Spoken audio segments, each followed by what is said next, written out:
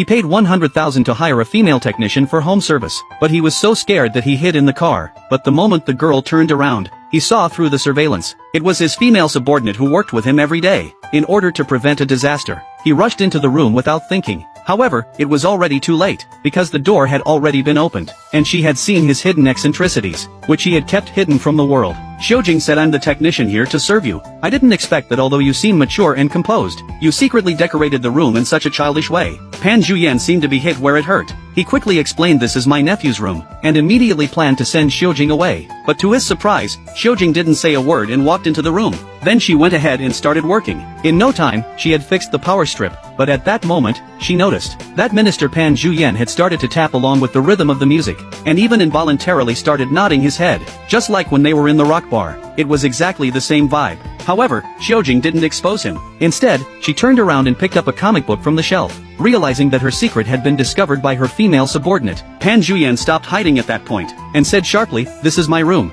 Everything in here is like a treasure to me. What do you want from me?" Xiujing, looking slightly aggrieved, said, "I don't want anything. I just think everyone has things they like, and those things deserve to be understood and respected by others." Hearing this, Pan Zhuyan felt a warmth in his heart. When facing his intense gaze, Xiujing instinctively wanted to look away, but tripped over the wires behind her. Seeing this, Pan Zhuyan quickly stepped forward, and pulled her into his arms, as their eyes locked with passion. Pan Zhuyan, who had locked his heart away for years, was moved again by a girl. But what he didn't know was that this understanding female subordinate was his first love, who had humiliated him deeply over 10 years ago. Just then, Xiujing received a call from the hospital. It turned out that her father had fallen and broken his leg. Seeing how panicked Xiujing was, Pan Zhuyan offered to take her to the hospital, and arranged for her father to stay in a VIP room. He took care of everything meticulously, making Xiujing feel protected for the first time. But after all, he was the heir to a powerful family. Xiujing didn't dare to openly express her feelings. When seeing her father settled in the VIP room, her younger brother curiously asked if they had won the lottery.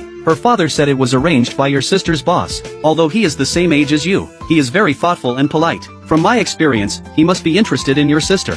Xiujing was about to refute, saying it's not true, but her brother interrupted and said, "Dad, you're overthinking. Someone my age, even if he sees my sister as the opposite sex, he would just see her as an old lady who needs help. When you like someone, it's impossible to hide it." Although Pan Zhuyan didn't say anything, he bought a new car for Xiujing on behalf of the company, and took her out to have fun under the pretext of business trips. As their relationship quickly heated up, Xiujing planned to introduce Pan Zhuyan to Sister Xiaojin, but before they could even enter the store, Sister Xiaojin suddenly recognized that the minister Xiujing was falling for was her first love, who had hurt her deeply over 10 years ago, so she quickly called Xiujing, telling her to leave.